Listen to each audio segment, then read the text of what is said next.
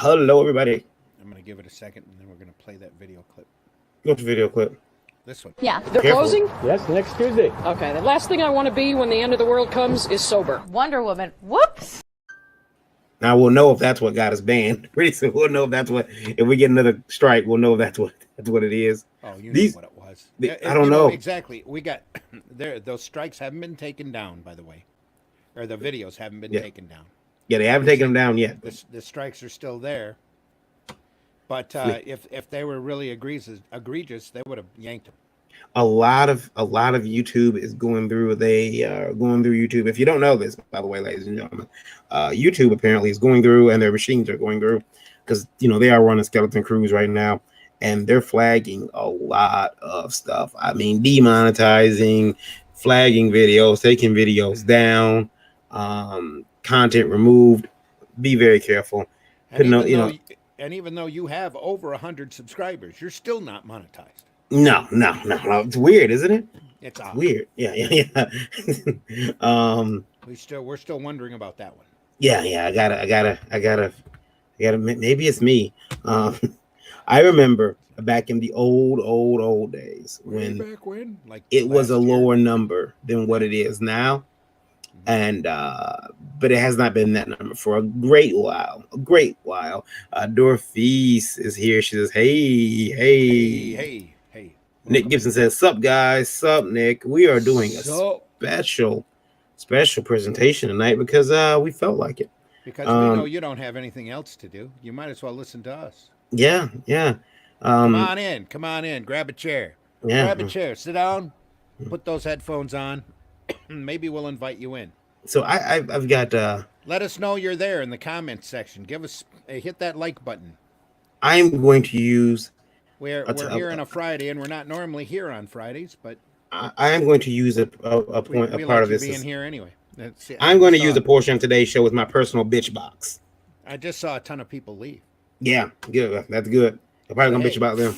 That's fine. We are rated. We are rated TVML DLSV, where the V stands for very pissed. Jeremy says, "Howdy, fellas Hey, and ladies. How's it going, Jeremy? Jeremy, long time comic book publisher himself. He's joining us. Still in was it Wisconsin? Or where's that, Jeremy? Where are you from, Jeremy? I think he's up at he's between Michigan and Wisconsin, I believe. It's not the short bus special. No, it's not the short bus special. That's the other podcast, the one that's run by that other guy. Yeah, and then we got Scott Zambelli. I hear you guys have cookies. Yeah, I don't have any cookies. I got some crackers though. Need some crackers? That's racist. What? He says, yes, sir. Yes, sir. No, yes, sir. not that kind of cracker. Jeez, that's not anyway. Yep, Wisconsin. I was just passing through Wisconsin a couple of months ago. I was on my way to South Dakota as fast as he could. Yep, Sinister Undertone, which is based in Flint, which is very close to Randy. There you go. And Chad Gibson, Jeremy Jones, Sinister Undertone. Really nice. I haven't been able to get Chad on this show yet. We keep scheduling, and then something comes up. I should try to get him now because he can't do anything, right? I don't know if he's ashamed of us, to tell you the truth. He just doesn't want to come on. Guys. Oh no, I don't want to come on that show. No. He guys. He may be essential as a telecommunications professional. Essentials? Marvel stopped doing the essentials years ago. No, I'm talking about essential worker. He might be essential. I have to check with him. Phone store, maybe. He's high up in AT&T now. He's higher up position, but yeah. They keep bumping him up. Yeah. So maybe it is. Yeah, we'll have to. Go ahead. Hey, if you're out there, let us know in the chat. Come on. If you want to come in, let us know in the chat. Yeah. So we got I am going to take 2 minutes of everyone's time, and I'm going to complain. Only 2. I'm going to complain. And I'm going to complain about how, as a publisher, a little bit of both. As a publisher, I have put out. Sorry, I just dropped several. I have put out several books for people, and one of the things that usually happens is that these relationships can either go good or they can go bad. Now, what I find And what I found recently is that it is not a good idea to put out a book for anybody unless they've done a big portion of the work themselves, because what ends up happening is you find people who they really want to do comics, but they don't want to do comics. They don't want the lifestyle that it actually entails. They want the fame, they want the sci-fi wire interviews, they want the bleeding cool article, they want to go to comic cons, and they want a line of people, but they don't want to go, they don't want to get in the shit. And not to mention what they call the big bucks. Right. And what I found, what I keep finding is people who are just like that. So I have a gentleman, for instance, we printed this book, and he said, "Hey, how many have you paid? How many have you made?" And I told him how many we had printed and versus how many we had sold. And he said, "Okay, hey, can I get that money? I really need it. It could do wonders right now." I said, "Yeah, sure. I can send it to you." So I sent it to him. He decided that he wanted more. He needed more. That wasn't enough. Go ahead. Even though our contract simply stated, "Okay, here's what I owe you." So I said, "Okay." I said, feeling bad for the guy, and this is typical variant. I'm the Vince McMahon of indie comics. Apparently, my handshake deals and feeling bad for people is my number one undoing, right? I said, "Well, here, I'll send you some more money." And I sent him a hefty sum. That still was not enough. So I said, "Oh, I see what's going on here. Well, tell you what, I'm done. I'll sell what I got of your book. Contract is, because the contract did leave me an ability to get out at any point I wanted to, for me, because if it, so I did tell him that. Then recently he popped up on my timeline, pissed and bitching. And he's like, you stole my comic. I haven't stole, nor have I sold your comic in years. Calm down.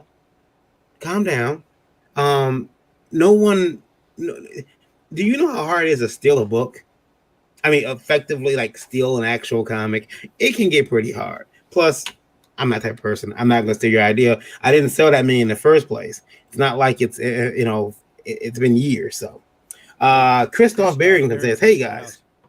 Dennis Barger gave us a thumbs up over on my Facebook page. So tell Dennis hello. Hello, hey, Dennis Barger, comic store owner from Michigan. First person, if you're still listening, first person to ever pay me for my comic books. I will always be in debt to Dennis for that. Despite the fact that he dresses funny. So, but no, I will always be in debt to Dennis for that and taking me seriously as a comic book publisher. Dennis, I appreciate that if you're listening. Now, that being said, Randy, you've had bad publishing experiences. I know you've gone through several years of therapy to make sure you don't have to talk about them. But is there one that sticks out more than the other? No, not really. I mean, I've gotten this close a couple of times to what I thought was a big publishing contract, just to have that publisher go belly up. But as a publisher, there were a few glitches, especially towards the end of Arrow, that or the last version or next to last version of Arrow, the one that I was responsible for, that printed Spank the Monkey and The Dead, and the second run of The Dead, and a few other books that were bad. And what can you do? You just throw your hands up in the air and go, Nick Gibson says, Nick Gibson reminds me of When You Give a Mouse a Cookie. Nick, that is actually a book I'm working on right now. I'm writing a book. I'm doing a small book on the comics industry. It's called When You Give a Bitch a Break, and it's gonna be massive. It's gonna be huge, and it's gonna be the best book, ever. It'll be the best book ever. Luke Stone says, "Hey folks, maybe then you can get the attention of Comic Tom." Yeah. Anyway, let me call When You Give. I mean, maybe I won't call it When You Give a Bitch a Break, but I'm definitely going to call it something derogatory about some of the people who plague Luke with this Stone industry. in the house. Hey, Luke. Yeah. What's up? Thanks for listening. We're just here. We're just here yapping. I don't know. I haven't had a situation. I've had some publishing deals go great, terrific, Mm-hmm. and then I had some that just soured. And usually it's funny because I'm still here, haven't gone anywhere. There's I think, and Randy, you taught me something, and I'm gonna put Randy on the spot here for a while. That's why Um, I'm Gandalf Zim. there was a young lady, very pretty young lady, came by the table at a con I was at with Randy, Mm-hmm. and she was an artist, and she didn't have any of her art on her, but she was just talking about what she wants to do, and she would love to draw more, and she would love to do a comic book. Yep. And I'm watching this young lady, and she is basically just like almost coming to Randy as if she's like, like he's the ancient one from Doctor Strange, like teach me. I am the ancient one from Doctor Strange. And I'm watching Randy, and then Randy's like, he gives her the truth, and he tells her, there's not a lot of money in this business. I'm going for the Mr. Natural look. You just can't. Yeah, well, that's what that guy asked you to do. Yeah. He asked you to do Mr. Natural at his wedding. Yeah. Yeah. But you told this girl there was not a lot of money in the business. Be prepared to suffer. Be prepared to not make any money for years. And I thought to myself, I'm saying, why is he telling her that? And then I thought, I thought that, and then I thought about it. It's kind of it's the truth. It's the truth. I mean, very few people are fortunate enough to make a living. What did you want me to tell her? Honestly, I'm not gonna lie to her. She should be looking at it. She should have the passion to do it and the passion to want to stay in doing it. Right. I'm not just gonna come up and go, hey, I can introduce you to somebody if you snuggle up really close to me and follow, wherever I walk, or hey, maybe you need to pick up my great new book on writing. Well, the thing about it was, I'm not going to tell them that. I'm just the thing for me, out tell them the reality of the business. I thought you were killing her passion for wanting to be in the business. I didn't but see at the the same go down any. No, it didn't. It didn't. Because that's what I was thinking when I'm watching. I'm like, well, why is he doing this? And then I realized her passion didn't go anywhere. She wants to be in this business. Yep. But so maybe when somebody comes into the industry and they say, hey, I want to be in comics, and me, I'm like, okay, I can help you. And I help them. And then they, I mean, shit. Ethan calls himself Caesar. I might as well be Caesar. I got something nice in my back. He also says that none of us are important. Yeah. We're all just hot dog vendors trying to sell an entertaining package. Lola can tell you. She's told me several times. She told me once about a person. She said he's gonna stab you in the back the first chance he gets. And I said, nah, I don't see that. I'll give him a chance. And gee whiz, it wasn't. It was right there, and it was deep. It was deep with a twist. It's as if she's got a woman's intuition or something. It is. He stabbed me in the back really, really hard, and it keeps happening. I rely on my wife to be my conscience. She's talked me down a couple of times. Yeah. I'm gonna do this and this. No, you're not. Yeah. You do that, this and this is gonna happen. Oh well, yeah. I guess you're right. Thank you. I mean, it's. She's told me before. Just this. Don't appreciate her enough. That's what. Well, we got this. Lola and I have this thing. I know what's gonna happen with situations. Mm-hmm. She can't. She doesn't. Okay. She knows what's gonna happen with people, and I don't. And how can you not deal with somebody and get that somebody that comes across as too scummy or just? Of course, she brings that up and Lola's best. Lola's no best. Yeah, Lola knows best. Yep. Yeah, I don't know, because everybody puts on a persona, I think, and they're like, I've run across people that just come across as used car salesmen, scummy. Mm-hmm. It's just I don't have anything to do with it. You said know how to read people? Yeah. Yeah, I try to be, I think I assume that everybody loves this business as much as I do. And if you I hate to break in, buddy, but we never introduced ourselves to anybody that's listening that doesn't know who we are. Oh, okay. Well, go ahead. You go first. Since we're here on a Friday, you should go first. You're the MC, bud. Well, I mean, I'm also Yeah. Let me see You're the here. you're the man behind the mic, the one at the main control board. Even though, I can still swing in and do some stuff, but you're the guy in control here. Sure, no problem, no problem. I will introduce myself then. Hello, ladies and gentlemen out there. You are listening to Indie Vault Live, which you've been listening to for about 15 minutes now. We didn't introduce ourselves. We've been bitching. Yeah. Yeah. We've been really bitching.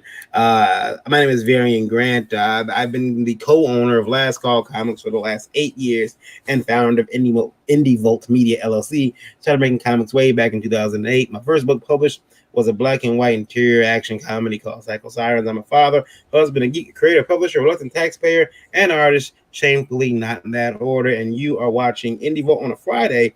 Tonight, I'm joined by, as always, Lola. Just a little slid on the wave today. Okay. And of course, Mr.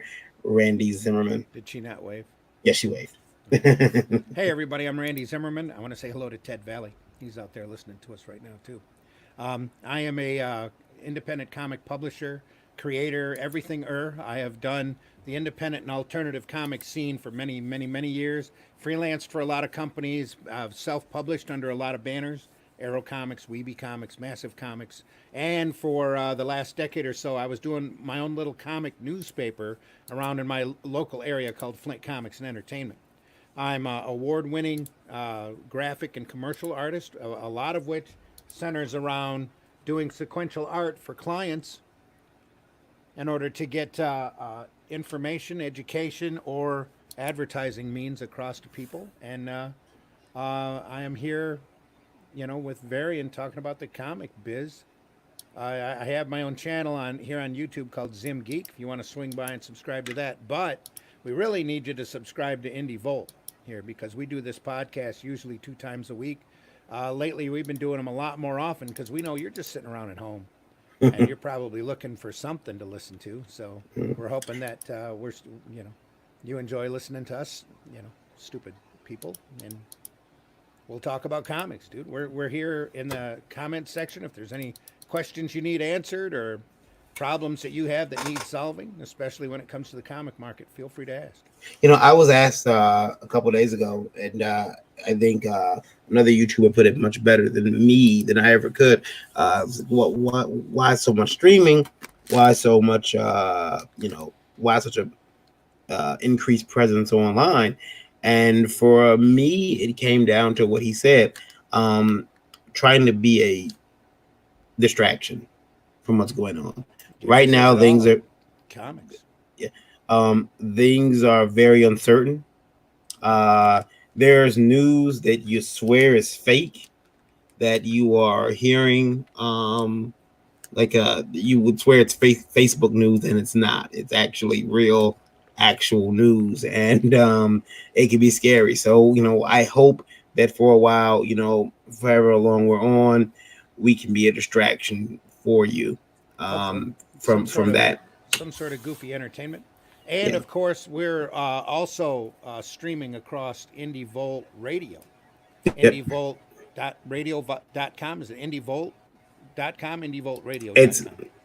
No, there's no IndieVoltRadio.com at all. It's IndieVoltRadio.com. No, IndieVolt.com. Yep, and you can go to the bottom of the screen, the page there, and you can find the radio. Yep.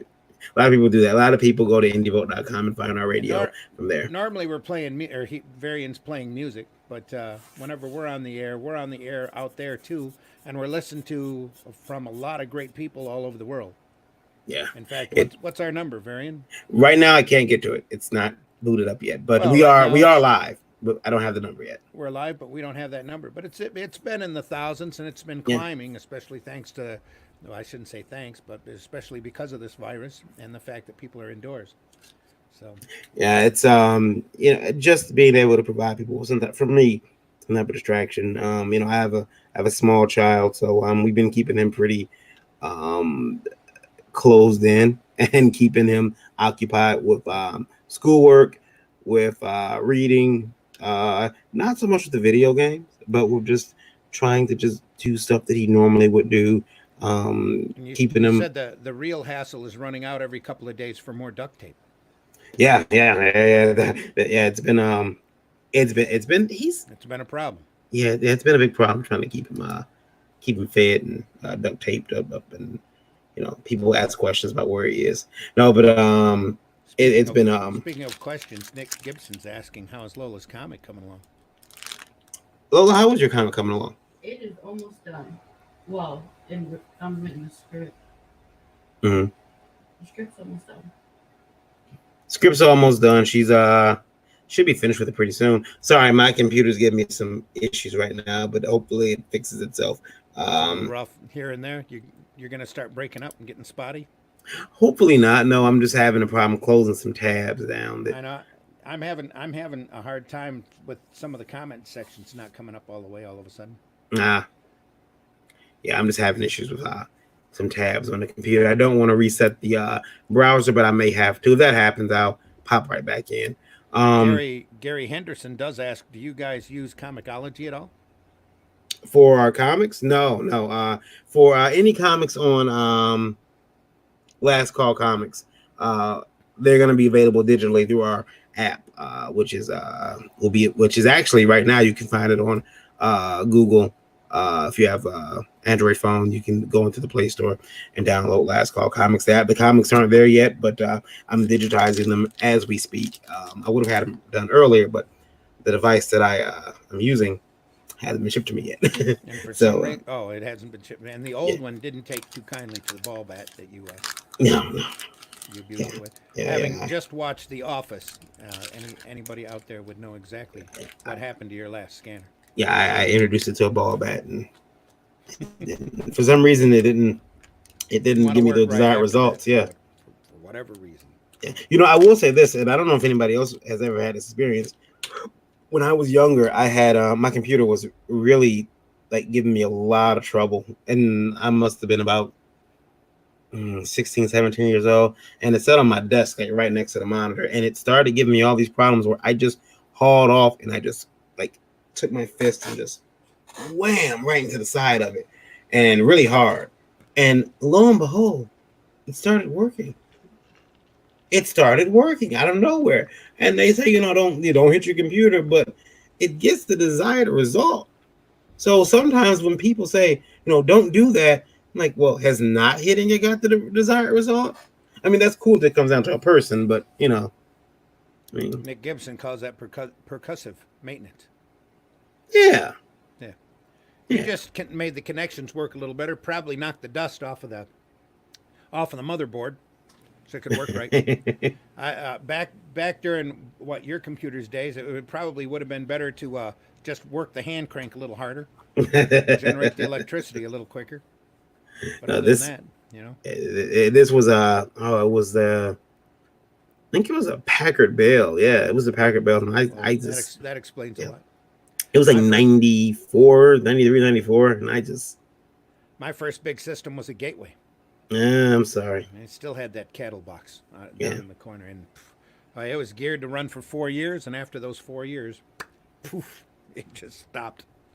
Yeah, Decided yeah. it was not going to work for me anymore. Yeah, and I've built all my computers since that Packard Bell, and occasionally I'll get like a little, I'll get like a little kitchen computer that'll be a Dell or a HP, and my laptops are all like HPs. But I like all my desktop computers I've built, and I run them into the ground. I really do. Like this one here it's about ready to go. It's about ready. So, Randy, bring her back to speed about what Marvel announced today. Marvel announced today. Dun dun dun. Marvel pauses work on comics. Oh, hang on just a second here. I can share that. Okay. Let me share that wonderful. Comment for you. That One second. wonderful Mr. tab. Grant, tell me about your comics, please. Say what? Mr. Grant, tell me about your comics, please. Are you there? I think he's frozen. As he froze, he's froze. Mr. Grant will tell you about his comics as soon as he figures out how to unfreeze his computer. In the meantime, Marvel pauses work on comics, including Black Widow and Taskmaster. Roundabout, this is from Bleeding Cool, which is why I have all sorts of pop-ups happening right now. Around about an hour ago, a number of Marvel Comics creators received emails from editorial asking them to cease work on the comic book project they were currently working on. Bleeding Cool understands that this isn't being announced as a cancellation of projects, but it is being sold into creators as a pause. Many other comic book publishers had officially stated that they were changing their schedule of upcoming projects in the light of the current situation. But until now, Marvel had not pulled the trigger. Oh, gun analogy. Here we go. As it stands, Marvel is pausing work on select titles originally scheduled to go on sale in May and June until there is clarification on the future of the direct market comic book industry. I understand that longer term plans may be forthcoming once we get a better idea of the situation. No cancellations for Marvel yet, and reports elsewhere of a third of Marvel's line being halted are exaggerated. So actually, if they stop 20%, like the article actually stated, that's only a fifth, not a third. I also understand that the policy affects mainly launches and new releases, so it might be a little longer before we read about the adventures of Safe Space and Snowflake. Marvel Comics seems to believe that this is not a good time to launch new titles. No, even if they were able to.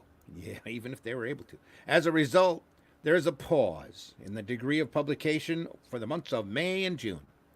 This will be a this is to reevaluate printing, distribution, and sales at a time when it's a lot harder to print or distribute comic books. So a number of projects on pause is around 15 to 20% of the line, according to what looks like a small update. What would have been, we all know what, or do we care what would have been? What happens next with Marvel? Currently, there's no sign of shutdowns being lifted. And the Comic Hub plan is on pause, which we really never talked about. Probably really don't need to.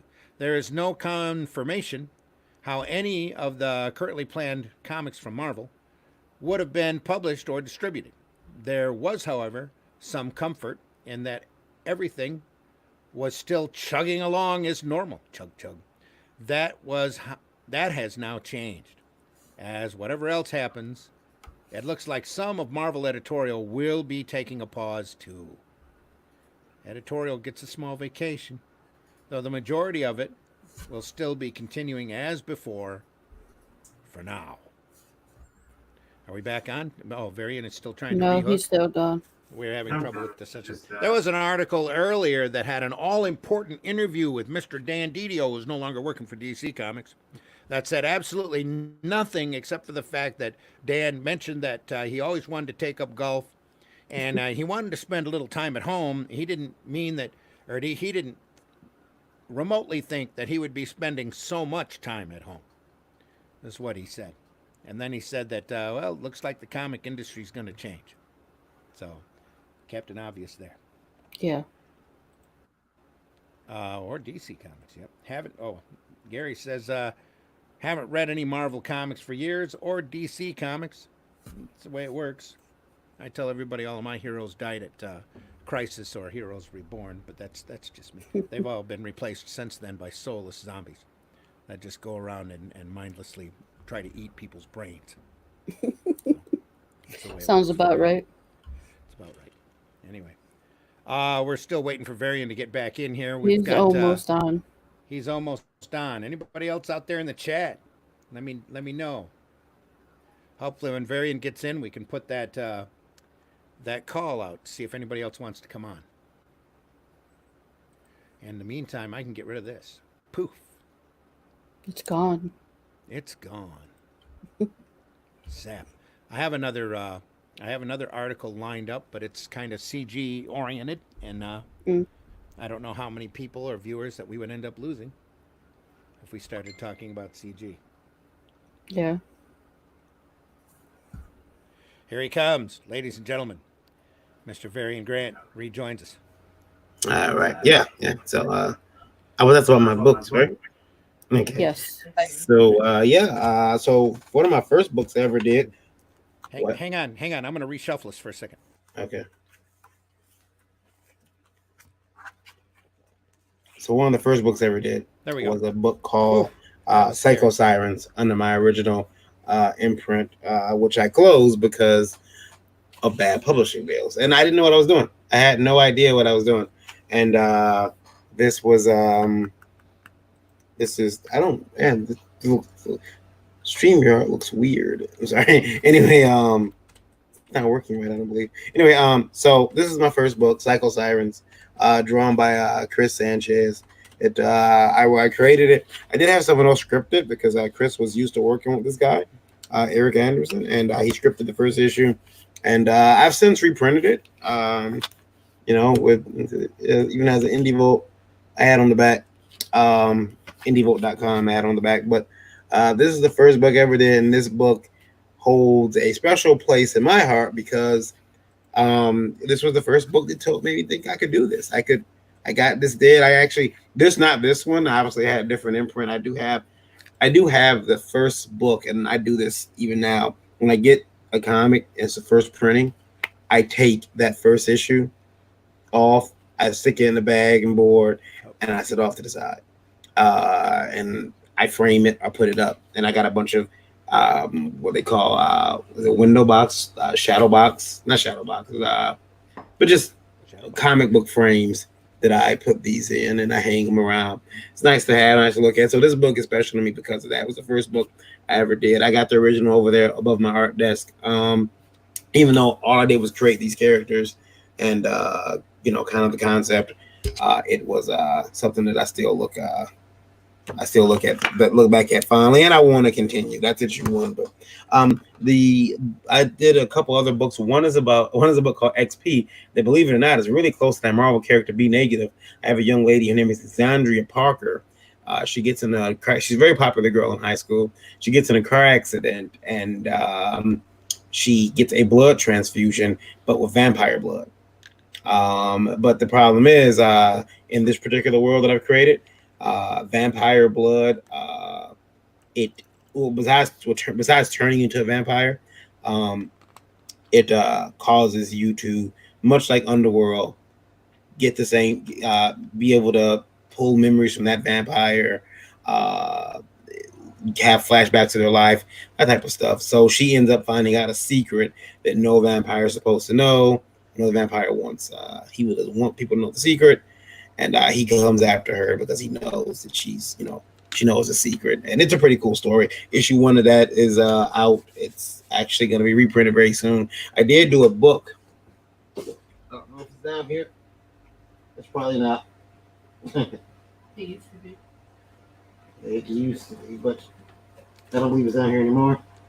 I did a book called One a few years ago where I put the first 3 issues of the first 3 books ever created all in one trade, and it was I think we sold it for like 10-15 bucks. It's like Sim's Heroic Tales.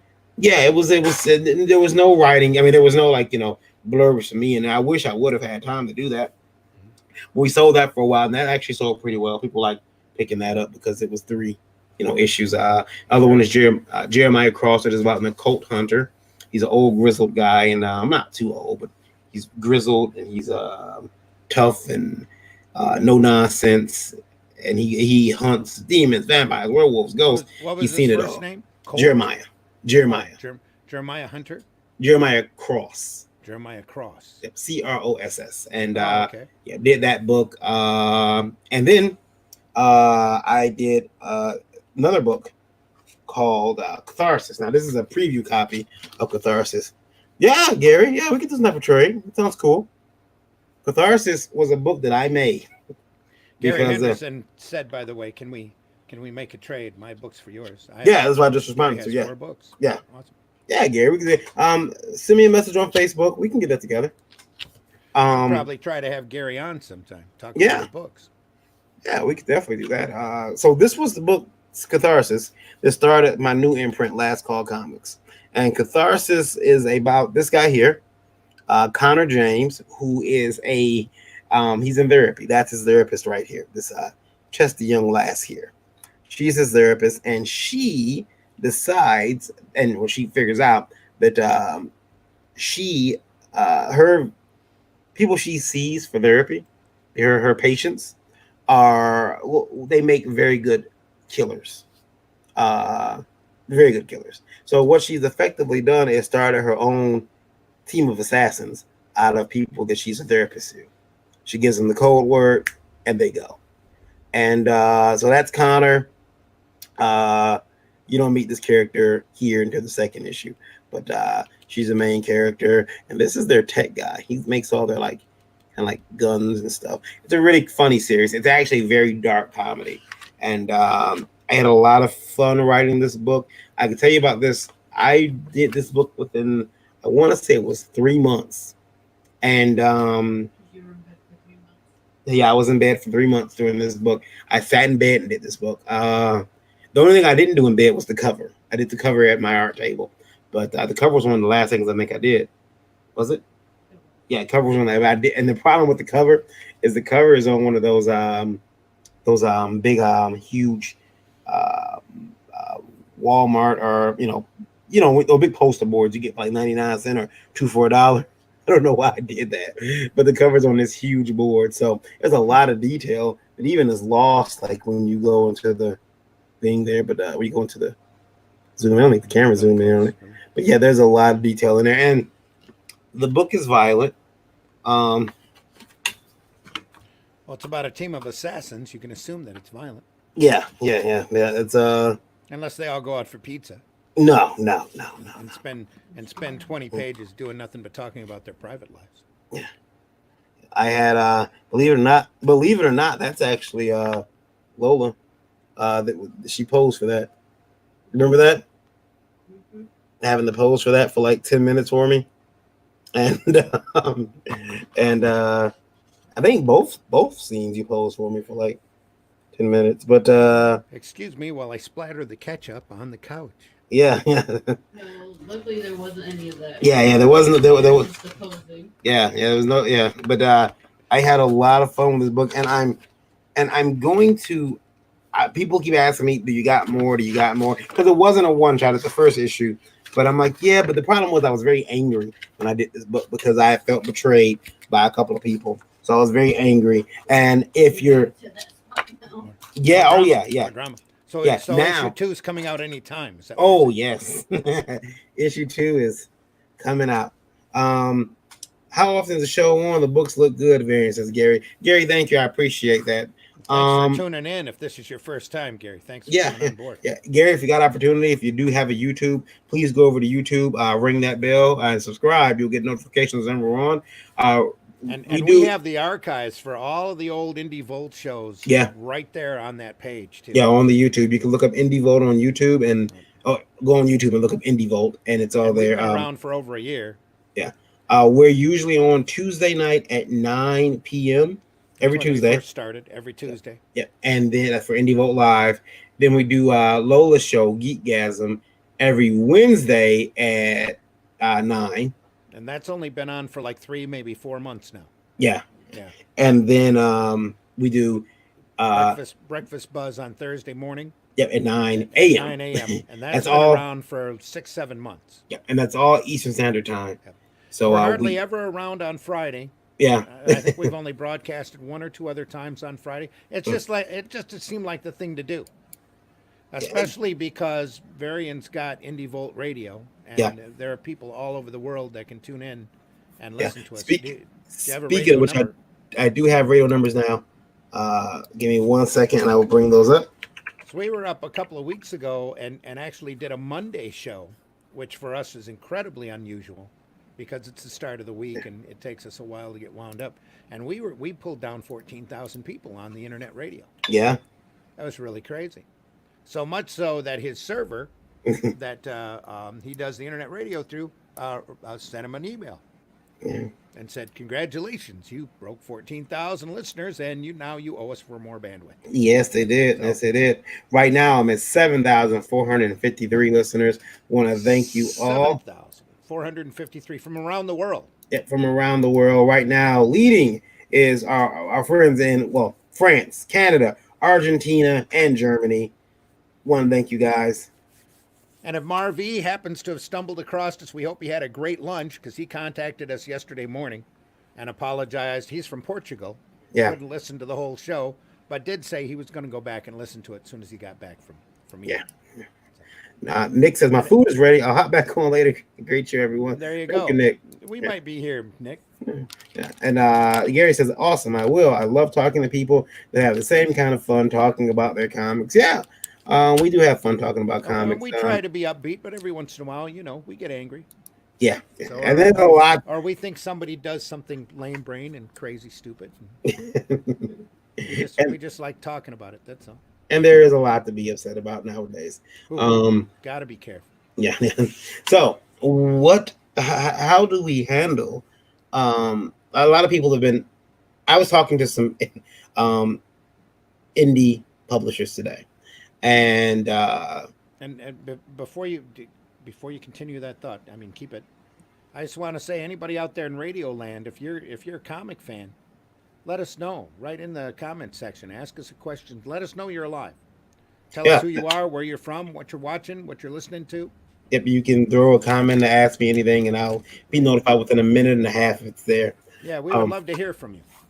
Now, one of the things when I was talking to there's maybe about 4 or 5 of us, independent publishers, and we were talking about the industry and what we're going to do and what's going on, and there is, believe it or not, there was no anger at Marvel. I mean, at Diamond.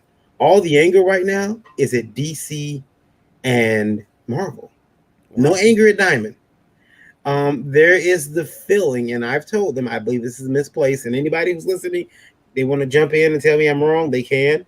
There's this idea that Marvel and DC leaving or pausing is hurting us, because there is this belief that we need Marvel, we need DC.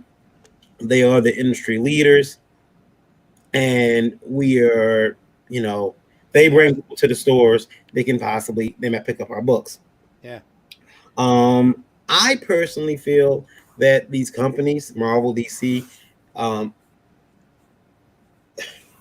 understand that idea. I do understand that philosophy that they are the industry leaders, and they are. But they're kind of screwed by Diamond too. But you have to look at the chronology of events here and how it all went down. Marvel and DC didn't even remotely say that they were going to slow down. Of course, though personally, I think DC's been damn silent since they got rid of Didio. There's been no statement about the industry, about the business, about what's going on. You hear a little rumor every once in a while, or if Jim Lee says something to somebody that actually hits the news, but there's been no real official statement from DC about the condition of their company since Didio was just suddenly gone. And that's a problem. But the Diamond, first off, you saw Valiant and what was the other one that went down? Aspen. You saw Valiant and Aspen go down and do the pencils down notification.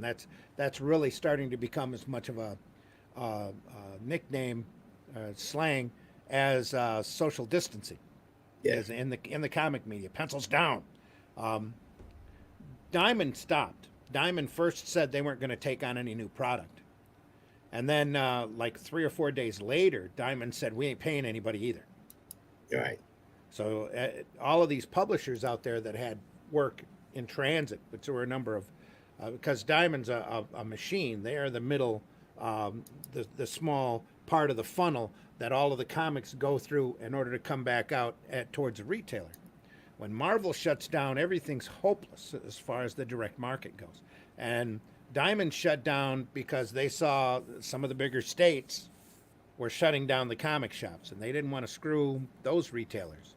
And like I said, everything's a big machine, and Diamond's that middleman who's siphoning a little bit from every place that comes and goes. A little bit money here, a little bit money there, a little bit money here. And when that money siphon stops, when that middle part goes away, everybody has to struggle. So Marvel and DC were talking about self-distributing for a while, and then somebody else stepped up and said, "Hey, maybe we can do a little digital real copy thing where fans could buy a digital copy for the actual cover price, and then they can pop up at their local comic shop later and pick up the actual physical copy." And Right. retailers just went crazy on that and said, "No way," because digital's got a lot of flaws, which we could probably devote an entire episode or two or three to all by itself. But Diamond was really the first one to go down seriously in the industry. So retailers can do without Aspen, they can do without Valiant. Remember, Valiant went down mainly because the numbers on I think they went down mainly because the box office on Bloodshot was way below expectations. And it's not because that was a bad movie, because I hear it's a real fun film, but it was because of the virus situation that had already happened at the time. And it was affecting the box office even back then. So Valiant was in trouble. And it's all set up like a large set of dominoes. But they can't cash in on Bloodshot the way that they wanted to. They're going to run into a financial trouble. Oh, there was this virus. We're going to have to shut down. And then you've seen a domino effect happen after that. But when Diamond come out and said that they weren't paying anybody, that's when the real problem started. I mean, they can stop shipments, absolutely, if they want to warehouse what's already coming in and stop and hang on to them for a couple of months and say, well, we got this big shipment in from Marvel. We've got states out there that have retail shops closed. We're just going to warehouse these books. And in the week, we're going to release them week by week according to the schedule. And we'll have them ready to go, packed up, individually boxed, and ready to go as soon as we got the all clear order. When everybody's back open again, we'll have comics again. Yeah. They could have done that, but they they could have. didn't. But they didn't. And so now there are It's indie not like guys. they don't have big warehouses. They've always the last. I'm sorry to keep riding on here. The last 5 or 6 years, they've had a really bad grapevine rumors about Diamond about ready to go bankrupt and being on their last legs, not being able to substantially financially hold on. And apparently that's what really broke Diamond. Well, those rumors are probably true, but the indie guys are feeling betrayed by Marvel and DC. They feel that them pausing hurts us all. And you can't blame them for that, because these guys are smaller. Marvel and DC are run by big corporations. AT&T and Disney own Marvel and DC. They got money. They got money to spare. These little independent guys, they're literally running from diamond check to diamond check. And when Diamond says you ain't getting your check, what are they going to do? How are they going to keep their lights on their studios? How are they going to pay their talent? They're not. It's that simple. We at Last Call Comics, I've been lucky enough to be able to push myself to be to build a company which is very small, and be in a position where we don't have to rely on this hurts us. Not having conventions hurts us. And again, I've said on the show before, Randy, you recall, back in the first time you probably heard me mention the current pandemic was back in January. And I know Lola did, because I was jumping up and down around Christmas because I was told, hey, we're not getting a shipment of books. What ends up happening is that I knew that was gonna hurt us. But the minute you tell me people are losing their lives, okay, my books are second, my books aren't even secondary. They're right. They're not even a thought compared to people losing their lives. I'd rather people be able to live and be healthy than me get my comics, honestly. But I was, we're lucky in that Last Call Comics. As long as one of us lives through this, shouldn't go anywhere. But there are some companies that ain't.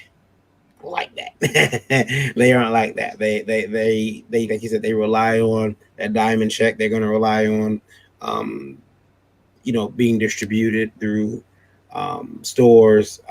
I understand. A lot of these green section companies too have worked Yeah, for years and years and years and years just to try to build up a reputation with Diamond I of understand that some some of them sort of won't. stability, and then they go, "Hey, you're not going to get paid." Yeah, I understand that this diamond closing up shop, you know, it's messing up a couple of other outside deals too. Like, if I got a movie deal over here, now there's no comic to push that movie.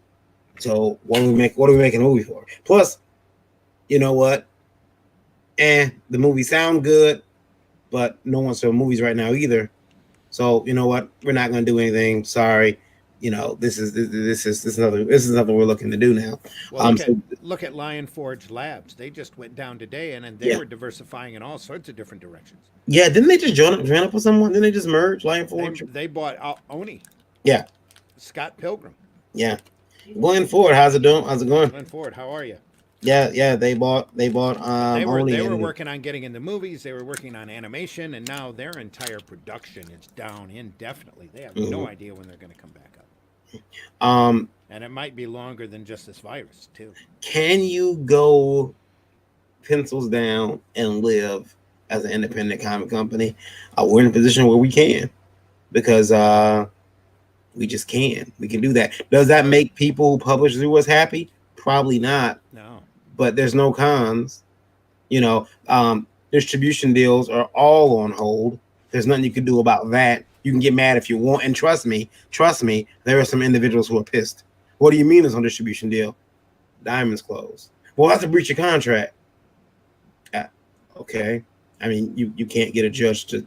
hands are Okay. tied. Act of Yeah, God, yeah, hands are yeah. tied. And Literally, act there of are God, hands are so tied. many people that don't understand that. They don't understand that, how tied, how, just your hands are tied. You can't do anything. You can't get distribution. You can't get your books. You can't even get your books in the stores if you wanted to. It's it. Randy, I got a question from Indie Boat Radio, and it's another question that we've had already You had to before. put through the translator. No, actually, and it is from Canada, Well, we and it's actually from appreciate you Windsor. Canadians. It's from Windsor, Awesome, uh, awesome. and it is Alec from Canada. And Alec asked if we do. How do we feel about? We've answered this before. How do you feel about comic companies going out on social media right now, advertising sales for their books, sales for take 20% off, 80% off, If you act 60% now, off. Yeah. we'll sell How you do you two feel for about one, that? please. I don't care. I did at first. I thought it was kind of Tacky, tacky. I thought it was tacky. gawky. I at this moment I've kind of softened on that. Do what you got to do to try to keep your business afloat, but at the same time, and this maybe is inside baseball, you're showing your weakness. Think about it. Think about this just for a minute. Anybody listening out there? Oh my If goodness, we can't make 3 shows. Our life is ending. well, if We need to sell books.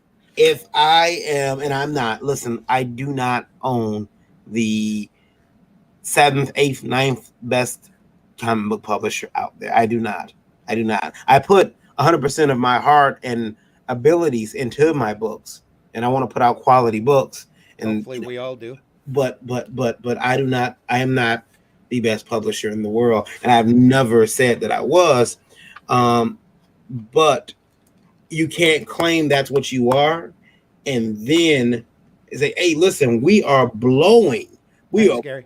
we are blowing We appreciate you. we are blowing the water. Like we're the best ever. We're blowing the competition away."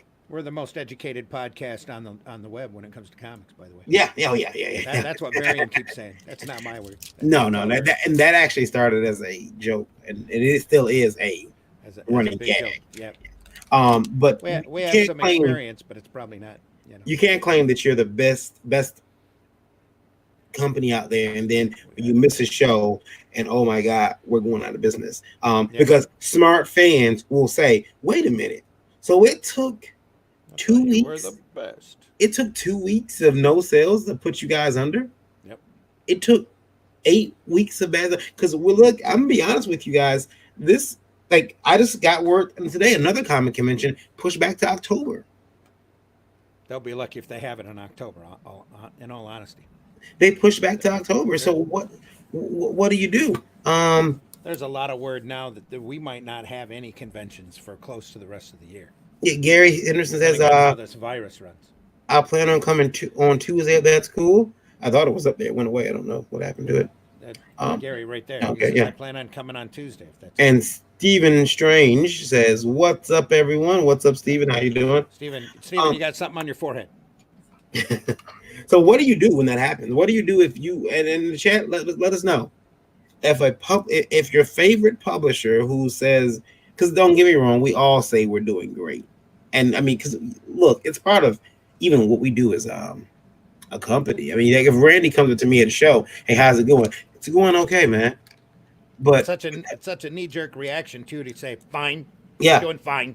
Yeah, even if you're doing crappy, you're still doing fine. Yeah, but then it's when you can mislead the audience, and not just your fan base, but you can also mislead your talent.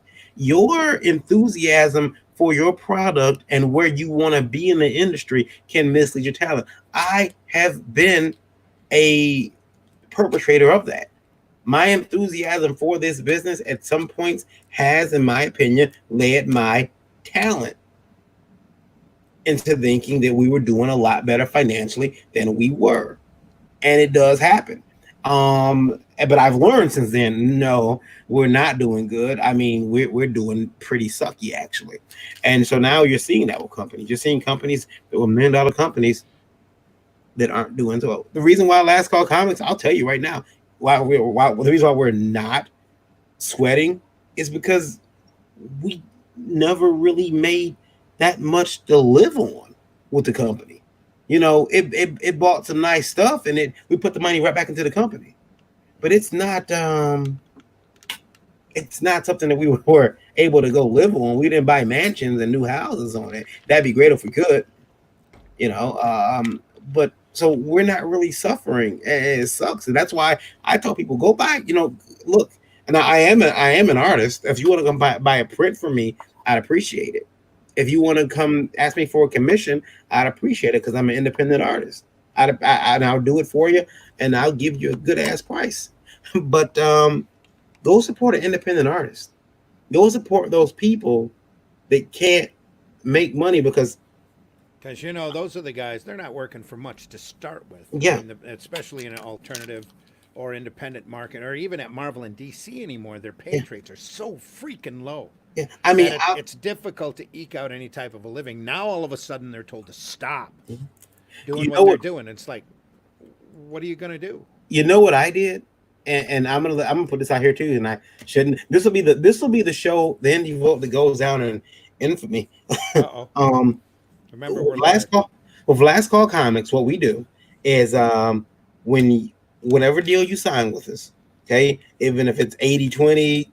50-50, whatever the deal is. If you're at the show, or even there was a point where even if you weren't at the show, when I got home, the wife and I would go through the books. We would see what was old. Mm-hmm. And if we sold 7 books that were Randy's, we divvy up how much we owe Randy, and we'd send it to him through PayPal, through Google Pay, whatever it was. We'd send to him because nothing. Go ahead. I didn't mean to break your point. Go ahead. Yeah.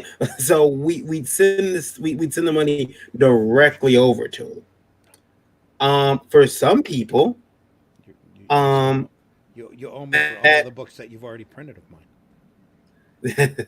For some people, that wasn't good enough. For some people, it's never good enough. For some people, you send them $40 to $80, and they, okay, thanks. Is there any more? Well, dude, no, I'm just saying 40 to 80 bucks. You got to understand how many comics you'd have to fucking sell. Now, at the same time, at the same companies that they hold me against and try to say, well, you should do it like this company. What those idiots, and I'm gonna say this, what most idiots don't understand is that those same companies, what they're doing is you're not getting anything. You're getting a quarterly paycheck, quarterly statement. yeah, a quarterly statement of 35 cents, even though they sold 30, 60, 70, 80, 900 copies of your book. It doesn't matter. You're getting 35 cents because you don't get to see the numbers. Oh, yeah, you didn't know that? You don't get to see the numbers. So they can tell you whatever it is, and you're stuck in there. By the way, we got your book, and we've got 4,000 or 5,000 copies sitting over in our warehouse somewhere, and we'll keep selling them till we're out of them. Don't worry about that. So I was the only idiot breaking bread with people after a show. Here you go. Here's your money. I'll take my half later. I was the only idiot doing that. And now, no longer. Because it was abused by so many wretched individuals who sat up there and took advantage of it, and they wanted more. I need more. I need. Well, you got. They couldn't take it. They didn't want. That statement says truth preach. Yeah. They wanted so much more than we could give them, and we were going to cons. Hey, could you pay for me and all 8 of my family members to get in, please? Hey, could you put me up in a hotel room? Hey, and what is that? Yeah, feed me, put me up in a hotel room. Yeah, where's Van's Warehouse of Comics at? Van's Warehouse of Comics is actually a storage unit. It's actually an indoor storage unit. Interior. Don't say where. No, I'm not gonna say where. But it's an interior storage unit. So that I've had for, gosh, we've had it for at least 6 years now. So it's what's a good price to sell an indie comic that's 24 pages? That there's a lot that depends on that, Gary. I would say figuring out. Just kidding. $10. No, just kidding. Is it color? That's a really good price. All of my books retail for about $5. Now keep in mind, Gary, if you're gonna take that book to a comic book store, that comic book store is gonna want to give you half of that, if not a little bit less, because he wants to make some money on it. So you price that book for $5, like we have here. You price that book for $5. That store owner is gonna want to pay you $250, maybe less. Yep. But he'll pay you $250, and so that you need to make sure that book that you get it printed at a cost that you can afford. Now, this book here, I think, cost about $280 to get printed. So yeah, I make a little, but this isn't in the stores now. Oh, it has been in some stores. So if I take it to the store, I gotta, store owner's gonna make some money off of me, unfortunately. But do I want to get the book in fans' hands, or do I want to get it? Do I want to sit there and die on the vine? So I try to get it out there. Now there are ways to make the book even cheaper. Randy will tell you that newsprint is becoming a coming back into vogue in comics, and it is a lot of a cheaper. It's a cheaper format. It's a lot cheaper, and you can make some money off of that, because you could take that 24-page book, could probably get like 32 pages, and still cost less than 24 page on like what they call slick, glossy paper. This book could be it's black and white inside, and it could be a newsprint book, and I'd probably drop from paying about $280, $290 on this book to probably, Randy would say $1.70. Yeah, maybe $1.70 per book, because they would do the cover elsewhere, and then they put it all together. I can tell you how much that book cost. Yeah, it was a lot lower than $1.70. Yeah, so it's newsprint with a nice cover on it. Yeah, Gary says, Josh has put $15, little man, put that shit in their hands. I sell my $5 too, says Gary. Ooh, is that what he said? We do better at cons for making money. And then Larry says, I am fulfilling a month early. How many people can say that? Yeah, Larry, it's when you're fulfilling those well, let me get into campaigns in 1 second. But what I wanted to say was, sorry, everybody, I'm having some issues with the invite link because I keep hitting invite and it's not giving me a proper link. So I've already emailed support to see if they can help me out with that. I'm actually talking to support right now on Facebook. So we'll see. Once we get that figured out, I'll put the invite link in. And do we still have the radio connection? We do have the radio connection. We do have the radio connection, but so if you're looking to get in, we are working on that. It's just not allowing me to post a link right now. I don't know what's going on with it, but I am working on it. I'm in chat with support right now. So if you see me look away and do some typing, that's what it is. But right now I'm number 17 in queue, so might be a minute. So it might be it might be a big problem. It might be a network problem. Numbers what? Our numbers what? I didn't look at the numbers yet. I was informing our listeners. You had 17 in queue? What? So I'm 17 in queue in terms of trying to get some help from service from our support. Sorry. All right. Let's see here. Gary asked Mr. Zim and Lola, would you like to make a trade also? Lola's working on a trade for our stuff? Yeah, I thought he was asking if we wanted to do a trade paperback. Last Call Comics. Yeah. So when I trade you for my books, it's for her. So yeah, but Randy's got books too. Yeah, I'd love to see your stuff, Gary. I really enjoy alternative, independent stuff. So of all types. Numbers right now are sitting at 9,157, and we are approaching that 10,000 listener mark. Josh says Varian doesn't know Moore's Day and the town apparently. I know Jay is out about Moore's Day. Yeah, I used to do the jerk out song. Yeah, Nick, I don't know if you heard me. Let's say it earlier. For some reason, my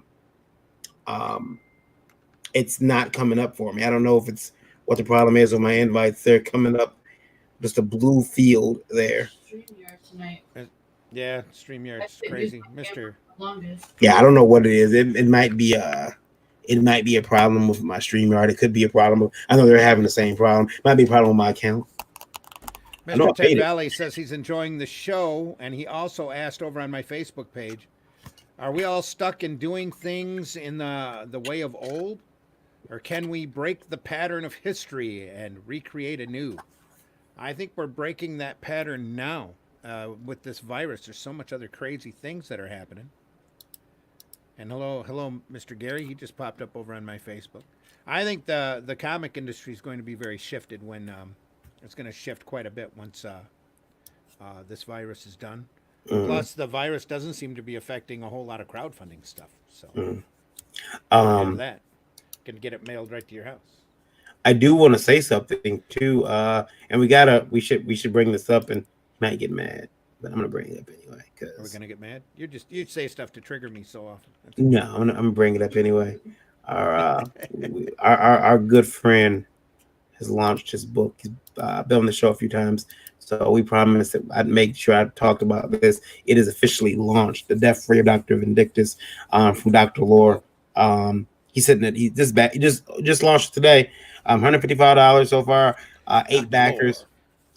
This book is pretty cool. It's about a character that gets pulled into a comic book, and into an old Golden Age book. Yeah, it's like an old-fashioned pulpy Golden Age type situation. Yeah, that's why it's the Death Ray of Dr. Vindictus. Yeah, so it's really cool, and he's just launched today. 5,500 fixed goal, so he's got to make it. He's got to make it, and we think he will. If you get an opportunity, go over there and take a look at that and back that book if you want to read it. It's a book. It looks really good. Yeah. He's got a no frill. We had Dr. Lore on the show 2 weeks ago. Mm-hmm. Not Dr. Laura, Dr. Lore.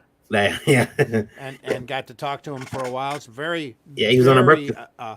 He was a great guy, great person. The book looks incredible. Yeah, he was on a breakfast more bus. ready to come out. He's on the Breakfast Buzz, so you have to go back and look at some of the Breakfast Buzz shows. But it's clearly listed which one he's on. $10 gets you a physical copy of the comic, no frills, physical copy of the book. So it's I would definitely pick it up. You know, you don't see a lot of books that cheap. You know, if it's $10. There's a 2 copies for 20, signed copy for 25. Then definitely get that book a chance. Go over there and pick it up. Check it out on Indiegogo. The Death Ray of Dr. Vindictus. I played the video, but you know, he might You even want me to watch jump over there and play it? You can if you like. You can. Don't risk your system. That's what I wanted to say. Josh said the pattern of I'm drinking soda water Mio concentrated flavor after doing a live stream and packing it out with PayPal invoices. How's that old? Well, you know, PayPal invoices are. I gotta find PayPal invoices because Steven also says Facebook is giving everyone issues tonight, peeps. And if anything, the virus is pushing indie to the forefront of comics. It is. But I'm warning everybody just to be very, very careful. Very careful about what they are buying and backing from some of these some people are you going to use this as an opportunity to cash in. Hey, buy my book, buy my book, buy my book. And the book is, like unlike this book here, which is, you know, made with a lot of heart. The problem is this book is what he's got a 60-day campaign, so you're gonna have to wait a couple weeks for this book to get in your hands. But it definitely is a good book. And we talked to Dr. Lore, and I almost call him Dr. Vindictus. We talked to Dr. Lore, and Dr. Vindictus, and you know, he really cares about this book, cares about he's a history buff too. So a lot of stuff in this book is actually factual. And you know, Randy, go ahead and play that. And it's fun, just like those old pulp characters of old. You know, Yeah. Look at that guy; he looks like the old Spider character right there. We're gonna run the video. Yep. Alrighty, here we go. As soon as it winds in. There it goes.